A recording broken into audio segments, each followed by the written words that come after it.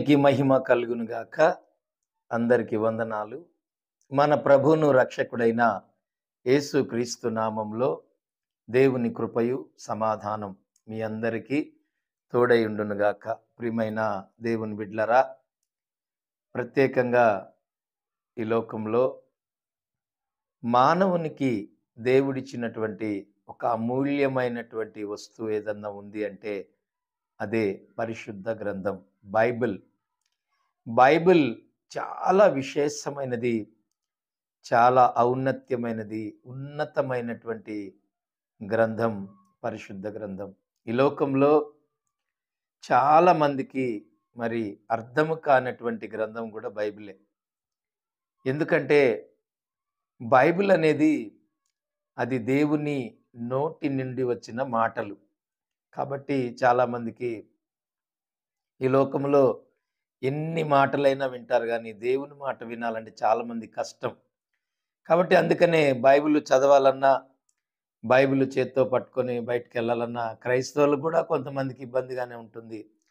స్టైల్గా మరి cell phone పట్టుకొని, బైబిల్ వదిలిపెట్టి సెల్ ఫోన్ పట్టుకొని వెళ్తూ ఉంటారు స్టైల్గా. మరి బైబిల్లో చదవాల్సిన వాక్యం సెల్ ఫోన్లో చదువుతూ ఉంటారు. మరి అనేక సందర్భాల్లో రకరకాలైనటువంటి పరిస్థితులను బట్టి ఎంతోమంది రకరకాల మనుషులు, రకరకాల పరిస్థితులు ఉన్నాయి. కానీ ప్రియమైన దేవుని బిడ్డలారా, బైబిల్ యొక్క గొప్పతనం కొన్ని విషయాలు నేను మీకు తెలియజేస్తాను. పరిశుద్ధ గ్రంథము మహా శక్తివంతమైనది. పరిశుద్ధ గ్రంథము చదివితే దైవ జ్ఞానం దొరుకుతుంది.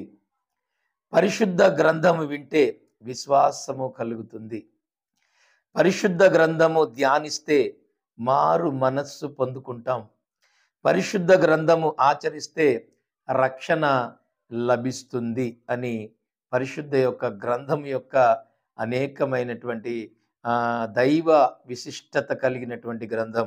అలాగే ప్రియమైన దేవుని బిడ్డలారా, పరిశుద్ధ గ్రంథం పాపిని పరిశుద్ధునిగా మారుస్తుంది.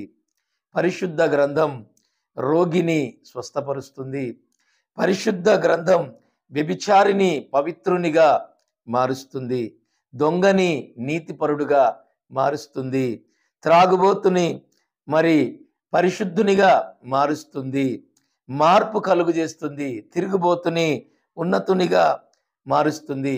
మరి జాలర్లను మనుషులు పట్టే జాలర్లుగా మార్చగలిగింది దేవుని వాక్కు. పరిశుద్ధ గ్రంథం మరణించిన వాడిని సజీవునిగా మార్చగలిగింది దేవుని గ్రంథం, పరిశుద్ధ గ్రంథం, దేవుని వాక్యం. దేవుని వాక్యానికి అంత శక్తి ఉంది. పరిశుద్ధ గ్రంథం అంటే చాలా విలువైనటువంటిది. నా ప్రియమైన దేవుని బిడ్డలారా, గమనించండి. ప్రయాణం చేస్తుంటే పరిశుద్ధ గ్రంథం మన సంచిలో పెట్టుకొని మనం ఎక్కడికైనా వెళ్ళాలి. అలాగే నిద్రిస్తున్నప్పుడు పరిశుద్ధ గ్రంథం మన పక్కన పెట్టుకొని ఉండాలి. అలాగే పని చేస్తున్నప్పుడు పెదాలపైన దేవుని వాక్యము ఉండాలి. గుడికి వచ్చినప్పుడు చేతుల్లో ఉండాలి.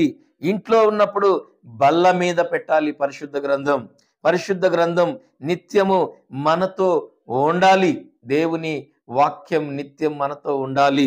అలాగే రాజుకి కత్తి ఎలాగైతే చేతిలో మరి ఉంటుందో, దగ్గర ఎలాగైతే రాజు కత్తి పెట్టుకుంటాడో, సైనికుడు ఆయుధం ఎలాగైతే మరి పట్టుకొని ఉంటాడో, అలాగే విద్యార్థి కలం ఎలాగైతే చేతిలో పట్టుకొని ఉంటుందో, రైతు మరి పలుగు పార ఎలాగైతే కలిగి ఉంటాడో, మరి ఉపాధ్యాయుడు పుస్తకము ఎలాగైతే కలిగి ఉంటాడో, నాయకుడు అనుచరులను ఎలాగైతే కలిగి ఉంటాడో, అలాగే బోధకుడు పరిశుద్ధ గ్రంథం లేకుండా ఇంటి నుండి కదలకూడదు.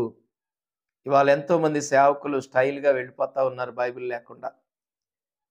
కాబట్టి నువ్వు ఎక్కడికి వెళ్ళినా కూడా ప్రియమైన దేవుని బిడ్డ, బైబిల్ అనేది నీతో ఉండాలి. బైబిల్ యొక్క ప్రత్యేకమైనటువంటి గ్రంథం పరిశుద్ధ గ్రంథం నీ చేతిలో ఉంటే నీకెంతో ధైర్యం. దేవుని వాక్యం నీలో ఉంటే నీకెంతో ధైర్యం. ఆ గ్రంథం నీ చేతిలో ఉంటే నీకెంతో విలువ. అది నీ లోపల వాక్యం ఉంటే నీకెంతో ఘనత తీసుకొచ్చి పెడుతుంది. దయచేసి ప్రతి ఒక్కరు కూడా మరి బైబిల్ని సులకనగా చూడకండి. ఈ లోకంలో ప్రియమైన దేవుని బిడ్డలారా, ఈ సత్యం చాలా మందికి తెలియదు. కాబట్టి పరిశుద్ధ గ్రంథం యొక్క కొన్ని విషయాలు మనం తెలుసుకుంటున్నాం. అచ్చు యంత్రం కనుగొనగానే అచ్చు వేయబడిన మొట్టమొదటి గ్రంథం పరిశుద్ధ గ్రంథమే. అత్యధికముగా అమ్ముడుపోతున్న ఏకైక గ్రంథం పరిశుద్ధ గ్రంథమే. అత్యధిక భాషల్లోకి అనువదింపబడిన ఏకైక గ్రంథం పరిశుద్ధ గ్రంథమే. అత్యధికులు చదువుతున్న ఏకైక గ్రంథం పరిశుద్ధ గ్రంథమే. అత్యధికులు ప్రభావితము చేసిన ఏకైక గ్రంథం పరిశుద్ధ గ్రంథమే. అత్యధికులు విమర్శించిన ఏకైక గ్రంథం పరిశుద్ధ గ్రంథమే. అత్యధిక సంఖ్యలో ముద్రింపబడిన గ్రంథం పరిశుద్ధ గ్రంథమే. పల్లెల్లో, వాడల్లో, పట్టణాల్లో, చివరికి మారుమూల గ్రామాల్లో మారు మోగుతున్న ఏకైక గ్రంథం పరిశుద్ధ గ్రంథమే. నాస్తికులచే తొక్కబడి, చింపబడి, కాల్చబడి ఏకైక గ్రంథం పరిశుద్ధ గ్రంథమే. ప్రియమైన దేవుని బిడ్డలారా, పరిశుద్ధ గ్రంథం యొక్క విలువ ఎట్లా ఉందో చూడండి.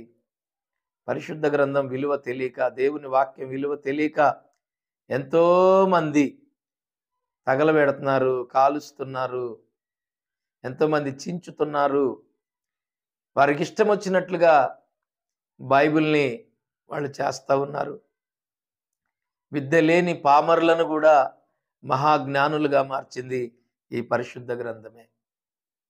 చనిపోయే వారిని బ్రతికించగలిగింది కూడా ఈ పరిశుద్ధ గ్రంథమే. జ్ఞానము లేని వారికి జ్ఞానం ఇచ్చింది పరిశుద్ధ గ్రంథమే. ఎన్నో జీవితాలు పాడైపోయిన పట్టణాలను, కుటుంబాలను బాగు చేసింది కూడా ఈ పరిశుద్ధ గ్రంథమే. దీనిలో ఉన్న వాక్యమే. ప్రియమైన దేవుని బిడ్డలారా, ఎంతో విలువైనటువంటి దేవుని మాటలు కలిగి ఉన్న ఏకైక గ్రంథం బైబిల్, పరిశుద్ధ గ్రంథం. కాబట్టి మనం ఎంతైతే చులకనగా చూస్తున్నామో అంతగా దేవుని వాక్యం గణపరచబడుతూనే ఉంది. మనం ఎంతైతే తేలిగ్గా మాట్లాడుతున్నామో అంతగా దేవుని వాక్యం విస్తరించబడుతూనే ఉంది. ఎంతమందినైతే మనం క్రైస్తవులను, సేవకులను హింసిస్తున్నామో ఇంకా అంతకంటే అంతకు డబల్గా దేవుడు వాళ్ళని విస్తరింపజేస్తూనే ఉన్నాడు. అణిచివేయబడే కొంది దేవుడు ప్రబలింపజేస్తూనే ఉన్నాడు. ఎంత గొప్ప కార్యాలు జరుగుతున్నాయో ఒకసారి మీరు ఆలోచన చేయండి. దేవుని బిడ్డలారా, గమనించండి. ఎంతోమంది నాస్తికులు ఈరోజు మారు మనసు పొందుతూ ఉన్నారు. ఎంతోమంది రౌడీ షీటర్లు మారుతూ ఉన్నారు, లంచగొండులు మారుతున్నారు, దొంగలు మారుతున్నారు, వ్యభిచారులు మారుతున్నారు దేవుని వాక్యము ద్వారా. మాంత్రికులు మారుతున్నారు, విగ్రహార్థికులు కూడా ఎంతో మంది మారు మనస్సు పొందుతున్నారు దేవుని వాక్యం, పరిశుద్ధ గ్రంథము ద్వారా.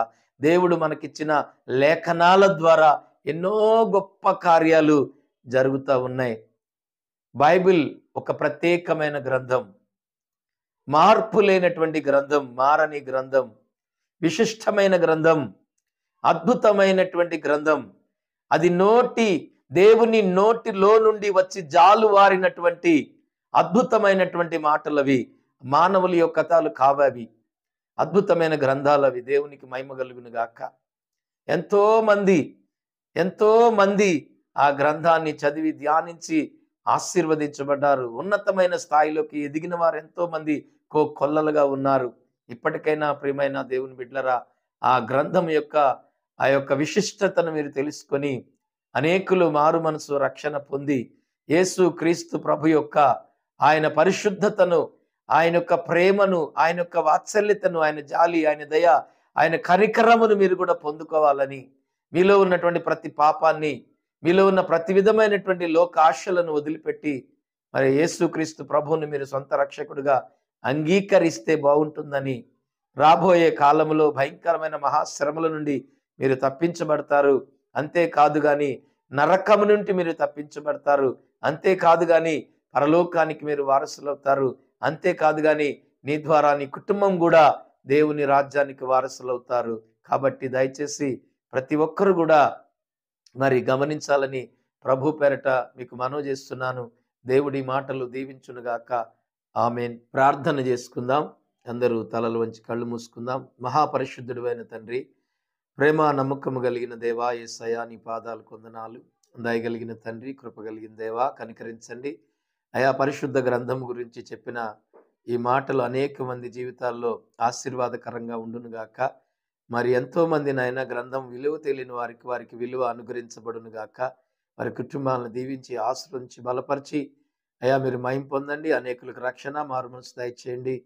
అయ్యా ఇదిగో నాస్తికులను, అనేకులను రక్షణ మార్గం నడిపించండి. అనేక మంది మాంత్రికులను మీరు మార్చండి ప్రభువా.